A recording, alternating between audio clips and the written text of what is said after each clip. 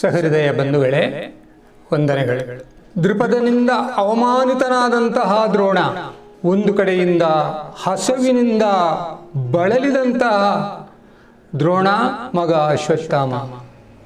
ಇನ್ನು ಯಾವುದು ದಾರಿ, ಎತ್ತ ಕಡೆ ನಾವು ಹೋಗುವುದು ಅಂತ ಚಿಂತಿಸುತ್ತಾ ಆತ ಹಸ್ತಿನಾಪುರದ ಕಡೆಗೆ ಬರ್ತಾನೆ. ಹಸ್ತಿನಾಪುರದ ಕಡೆಗೆ ಆತ ಬರುತ್ತಿರುವಂತಹ ಸಂದರ್ಭದಲ್ಲಿಯೇ ಪಾಂಡವ ಕೌರವರು ಆಟವಾಡ್ತಾ ಇದ್ರು. ಆಟವಾಡುತ್ತಾ ಇರುವಂತಹ ಸಂದರ್ಭದಲ್ಲಿ ಧರ್ಮರಾಯನ ರತ್ನ ಖಚಿತವಾದಂತಹ ಮುದ್ರಿಕೆಯೊಂದು ಬಾವಿಗೆ ಬಿತ್ತು. ಆ ಬಾವಿಯಿಂದ ಮುದ್ರಿಕೆಯನ್ನು ತೆಗೆಯುವುದು ಹೇಗೆ ಎನ್ನುವಂತೆ ಎಲ್ಲರೂ ಬಾವಿಯ ಸುತ್ತು ಆ ಮುದ್ರಿಕೆಯ ಕಡೆಗೆ ನೋಡ್ತಾ ಇದ್ರು. ಅದೇ ಸಂದರ್ಭಕ್ಕೆ ಸರಿಯಾಗಿ ದೃಪದನಿಂದ ಅವಮಾನಿತನಾದಂತಹ ದ್ರೋಣ, ಚಿಂತಿತನಾದಂತಹ ದ್ರೋಣ, ಮುಂದೆ ದಾರಿ ತನಗೆ ಯಾವುದು ಎನ್ನುವುದನ್ನು ತಿಳಿಯದಂತಹ ದ್ರೋಣ, ಇಲ್ಲೇನು ಪ್ರಸಂಗ ನಡೆಯುತ್ತಾ ಇದೆ ಅಂತ ಹೇಳಿ ಆ ಬಾವಿಯ ಸಮೀಪಕ್ಕೆ ಬರ್ತಾನೆ. ಆ ಉಂಗುರವು ಬಾವಿಗೆ ಬಿದ್ದಂತಹ ವಿಚಾರವನ್ನ ತಿಳಿದಂತಹ ದ್ರೋಣ ತಡ ಮಾಡಲಿಲ್ಲ.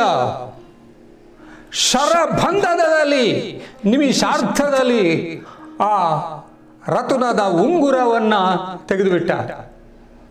ಎಲ್ಲರಿಗೂ ಕೂಡ ಆಶ್ಚರ್ಯವೇ ಆಶ್ಚರ್ಯ.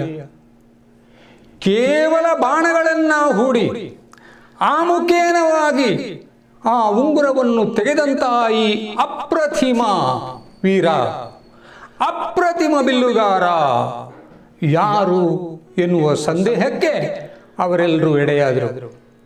ಎಲ್ಲ ಮಕ್ಕಳು ಓಡೋಡಿ ಹೋಗಿ ಭೀಷ್ಮನಲ್ಲಿ ನಡೆದಂತಹ ಘಟನೆಯನ್ನ ತಿಳಿಸಿದ್ರು. ಭೀಷ್ಮನಿಗೆ ಈಗ ಅರ್ಥ ಆಗಿದೆ, ಒಬ್ಬ ಸಾಧಾರಣ ವೀರನಿಂದ ಅಥವಾ ಸಾಧಾರಣ ಬಿಲ್ಲುಗಾರನಿಂದ ಈ ರೀತಿಯಾಗಿ ಒಂದು ಮುದ್ರಿಕೆಯನ್ನು ತೆಗೆಯುವುದಕ್ಕೆ ಸಾಧ್ಯತೆ ಇಲ್ಲ ಎನ್ನುವುದನ್ನು ತಿಳಿದಂತಹ ಭೀಷ್ಮ ದ್ರೋಣನ ಸಮೀಪಕ್ಕೆ ಬರ್ತಾನೆ. ದ್ರೋಣನನ್ನ ವಿಚಾರಿಸ್ತಾನೆ. ಆಗ ಭೀಷ್ಮನಿಗೆ ಗೊತ್ತಾಯಿತು, ಇವನು ಸಕಲ ಶಸ್ತ್ರ ಅಸ್ತ್ರ ಪಾರಂಗತ ಅಂತ.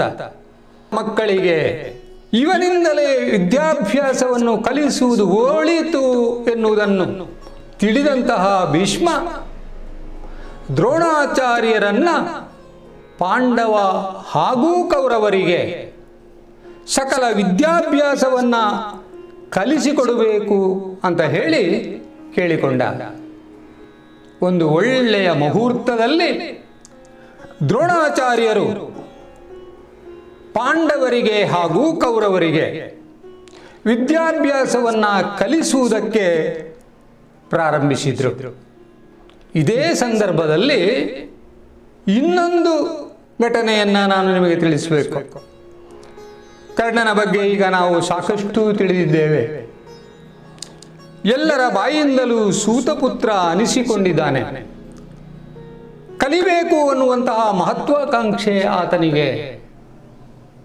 ಆತ ಪರಶುರಾಮರ ಬಳಿ ಸಾರ್ತಾನೆ. ಅಲ್ಲಿ ತನಗೆ ಸಕಲ ವಿದ್ಯಾಭ್ಯಾಸವನ್ನ ಕಲಿಸಿಕೊಡಬೇಕು ಅಂತ ಕೇಳಿಕೊಳ್ತಾನೆ. ತಾನು ಯಾರು ಎನ್ನುವಂತಹ ಸತ್ಯಾಂಶ ನಿಜಾಂಶ ಕರ್ಣನಿಗೇ ತಿಳಿದಿಲ್ಲ. ಆದರೆ ಒಂದು ವಿಚಾರ ಅವನಿಗೆ ತಿಳಿದಿತ್ತು, ಕ್ಷತ್ರಿಯರಾದವರಿಗೆ ಪರಶುರಾಮ ವಿದ್ಯಾಭ್ಯಾಸವನ್ನ ಕಲಿಸುವುದಿಲ್ಲ ಎನ್ನುವುದು. ಕಾರ್ತಿವೀರ್ಯಾರ್ಜುನ ಪ್ರಸಂಗದಲ್ಲಿ ತನ್ನ ತಂದೆಯ ಸಾವಿಗೆ ಕಾರಣನಾದಂತಹ ಆತನನ್ನ ವಧಿಸಿ 21 ಬಾರಿ ಭೂಪ್ರದಕ್ಷಿಣೆಯನ್ನ ಮಾಡಿ ಕ್ಷತ್ರಿಯ ಕುಲವನ್ನೇ ನಿರ್ನಾಮ ಮಾಡಿದಂತಹ ಪರಶುರಾಮ ಕ್ಷತ್ರಿಯರನ್ನು ಕಂಡರೆ ಎಲ್ಲಿಲ್ಲದಂತಹ ಕ್ರೋಧ, ಸಿಟ್ಟು. ಆದ್ದರಿಂದಲೇ ಕರ್ಣನಿಗೆ ಕ್ಷತ್ರಿಯ ಅಂತ ಆತ ಹೇಳುವಂತಿಲ್ಲ. ಸೂತನ ಮಗನೇ, ನಿಜವಾಗಿಯೂ ಆತ ಸೂತನ ಮಗನೇ, ಅದು ಅವನಿಗೆ ತಿಳಿದಿಲ್ಲ. ಬ್ರಾಹ್ಮಣ ಅಂತ ಹೇಳಿಕೊಂಡು ಪರಶುರಾಮರ ಬಳಿ ವಿದ್ಯಾಭ್ಯಾಸವನ್ನು ಕಲಿತಾನೆ. ಸಕಲ ವಿದ್ಯೆಯನ್ನ ಕಲಿತ. ಪರಶುರಾಮರಿಗೂ ಕೂಡ ಬಹಳ ಸಂತೋಷವಾಯಿತು. ಎಷ್ಟು ಬೇಗ ವಿದ್ಯಾರ್ಜನೆಯನ್ನ ಮಾಡಿದ ಅಂತ. ಎಲ್ಲ ವಿದ್ಯೆಯನ್ನ, ಎಲ್ಲ ರೀತಿಯಾದಂತಹ ಅಸ್ತ್ರಶಸ್ತ್ರಗಳ ಅಭ್ಯಾಸವನ್ನ ಮಾಡಿದ, ಮಂತ್ರಾಸ್ತ್ರಗಳನ್ನ ಕಲಿತ.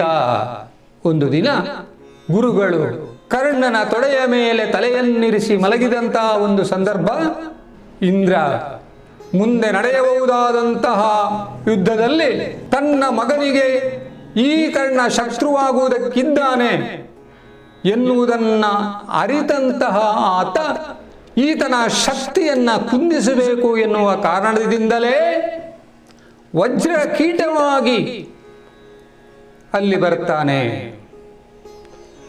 ಪರಶುರಾಮ ಕರ್ಣನ ತೊಡೆಯ ಮೇಲೆ ಮಲಗಿದ್ದಾನೆ.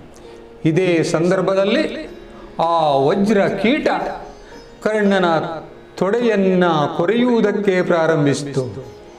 ಒಂದೇ ಜಾತಿ ಕೊರೆಯುವುದಕ್ಕೆ ಪ್ರಾರಂಭಿಸಿತು. ರಕ್ತ ಧಾರಾಕಾರವಾಗಿ ಹರಿಯುವುದಕ್ಕೆ ಪ್ರಾರಂಭಿಸಿತು. ಕರ್ಣನಿಗೆ ನೋವನ್ನು ತಡೆಯುವುದಕ್ಕೆ ಆಗುತ್ತಾ ಇಲ್ಲ. ಏನು ಮಾಡೋದು? ನಿದ್ರಾಪರವಶರಾದಂತಹ ತನ್ನ ಗುರುಗಳನ್ನು ಎಚ್ಚರಿಸಲೇ ನಿದ್ರಾಭಂಗ ಎನ್ನುವಂಥದ್ದು ಮಹಾಪಾಪ. ನೋವನ್ನು ತಡೆಯುವುದಕ್ಕೆ ಆಗುತ್ತಾ ಇಲ್ಲ. ಆದರೂ ಸಹಿಸಿಕೊಂಡ.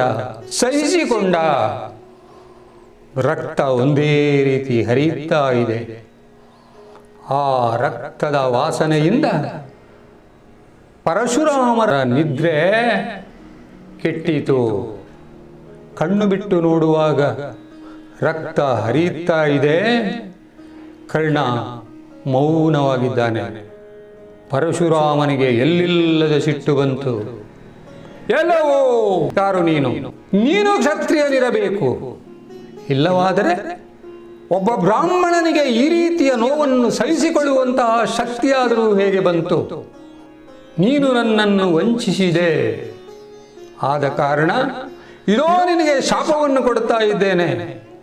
ನಿನಗೆ ಯಾವ ಸಂದರ್ಭದಲ್ಲಿ ಸಕಲ ಮಂತ್ರಾಸ್ತ್ರಗಳ ಪ್ರಯೋಗವು ಬೇಕೆನಿಸುತ್ತದೋ ಆ ಸಂದರ್ಭದಲ್ಲಿ ಅದೆಲ್ಲವೂ ನಿನಗೆ ಮರೆತು ಹೋಗಲಿ ಎಂದು ಶಾಪವನ್ನ ಇತ್ತರು. ಪಾಪ ಕರ್ಣ ಯಾವ ರೀತಿಯಾದಂತಹ ಸಂಕಷ್ಟಕ್ಕೆ ಆತ ಸಿಕ್ಕಿ ಹಾಕಿಕೊಂಡ. ಗುರುಗಳ ನಿದ್ರಾ ಭಂಗ ಆಗಬಾರದು ಅನ್ನುವುದಕ್ಕೆ ಪ್ರಯತ್ನ ಪಟ್ಟಂತಹ ಆತನಿಗೆ ಕೊನೆಗೆ ಸಿಕ್ಕಿದ್ದು ಶಾಪ. ಎಷ್ಟು ಕಾಡಿದ್ರು, ಎಷ್ಟು ಬೇಡಿದ್ರು ಯಾವುದೇ ಪರಿಹಾರ ಅವನಿಗೆ ಸಿಕ್ಕಲಿಲ್ಲ. ಆದ್ದರಿಂದಲೇ ನೊಂದಂತಹ ಕರ್ಣ ಅಲ್ಲಿಂದ ಹೊರಟಂತಹ ಕರ್ಣ ಹಸ್ತಿನಾಪುರದ ಕಡೆಗೆ ಬರ್ತಾನೆ. ಹಸ್ತಿನಾಪುರದಲ್ಲಿ ಆತನಿಗೆ ಕೌರವನಿಂದ ಸ್ವಾಗತ ದೊರೆಯಿತು. ಕೌರವನೊಂದಿಗೆ ಸ್ನೇಹವನ್ನು ಬೆಳೆಸಿದ. ಎಲ್ಲಿಯವರೆಗೆ ಸ್ನೇಹ ಅಂತ ಹೇಳಿದ್ರೆ, ಆಟ, ಊಟ, ಬೇಟೆ ಎಲ್ಲವೂ ಕರ್ಣನೊಂದಿಗೆ. ಶಸ್ತ್ರಾಭ್ಯಾಸ ಅದು ಕರ್ಣನೊಂದಿಗೆ.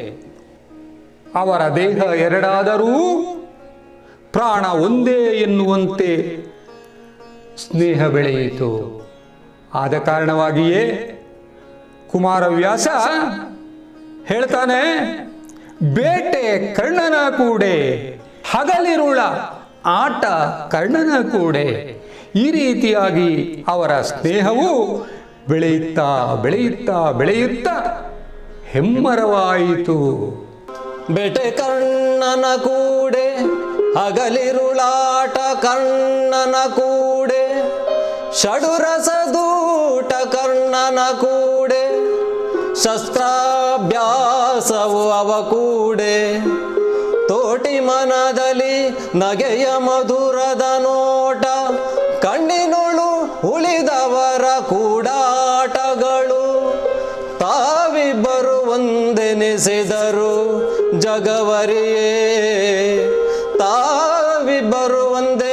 ನಡೆಸಿದರು ಜಗವರಿಯೇ.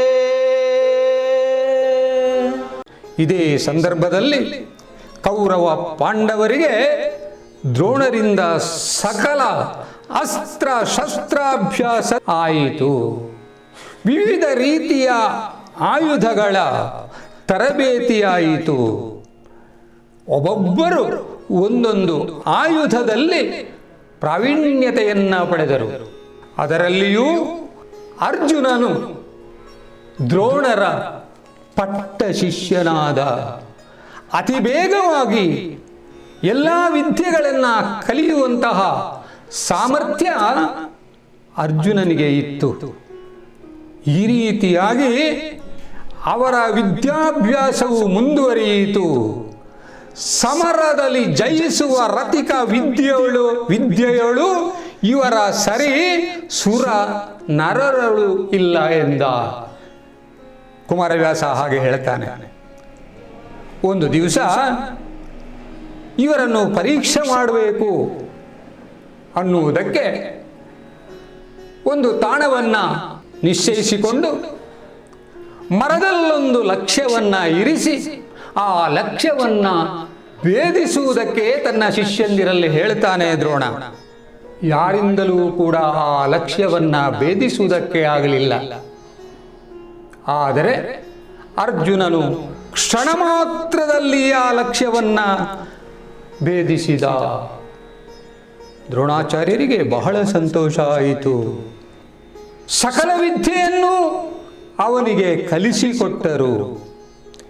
ಇಂತಹ ಸಂದರ್ಭದಲ್ಲಿ ಮತ್ತೊಂದು ಪ್ರಸಂಗ ನಡೆಯಿತು. ಒಂದಾವೃತ್ತಿ ಅರ್ಜುನನೊಂದಿಗೆ ದ್ರೋಣಾಚಾರ್ಯರು ಕಾಡಿನಲ್ಲಿ ಸಂಚರಿಸ್ತಾ ಇರುವಾಗ ಒಂದು ನಾಯಿಗಳ ಧ್ವನಿ ಕೇಳಿಸಿತು. ಈ ಧ್ವನಿಯನ್ನು ಅಡಗಿಸಬೇಕು ಎನ್ನುವಂತಹ ಉದ್ದೇಶದಿಂದ ಅರ್ಜುನ ಬಾಣಗಳನ್ನು ಹೊರತೆಗೆದಾಗ ಒಮ್ಮಿಂದೊಮ್ಮೆಲೆ ಆ ನಾಯಿಗಳ ಧ್ವನಿ ನಿಂತು ಹೋಯಿತು. ಅರ್ಜುನನಿಗೆ ಆಶ್ಚರ್ಯ ಆಯಿತು. ಇದು ಹೇಗಾಯಿತು? ಒಮ್ಮಿಂದೊಮ್ಮೆಲೆ ಸಂಪೂರ್ಣ ಈ ನಾಯಿಗಳು ಮೌನವಾಗಿರಬೇಕಾದ್ರೆ ಇದರ ಹಿಂದೆ ಏನಾದರೂ ರಹಸ್ಯ ಇರಬೇಕು ಅಂತ ಹೇಳಿ ಮುಂದುವರಿದು ಹೋಗುತ್ತಾ ಇರುವಾಗ ಒಬ್ಬಾತ ಬಿಲ್ವಿದ್ಯಾಭ್ಯಾಸವನ್ನು ಮಾಡುತ್ತಾ ಇದ್ದ ಒಂದು ಮೂರ್ತಿಯ ಮುಂದೆ. ಅರ್ಜುನ ಅವನ ಬಳಿ ಹೋದ, ಅವನನ್ನು ವಿಚಾರಿಸಿದಾಗ ಅವನಿಗೆ ತಿಳಿಯಿತು ಅವ ಏಕಲವ್ಯ ಅಂತ ಹೇಳಿ.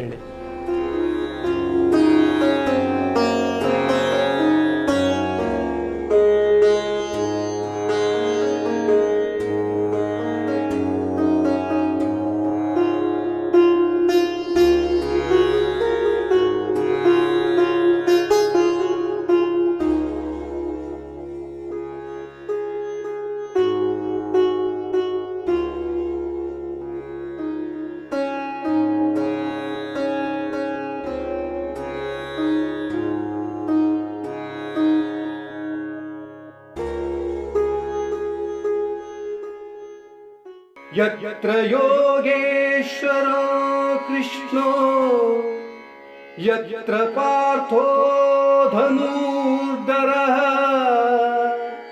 ತತ್ರ ಶ್ರೀರ್ವಿಜಯೋ ಭೂತಿಂ ಧ್ರುವ ನೀತಿರ್ಮತಿರ್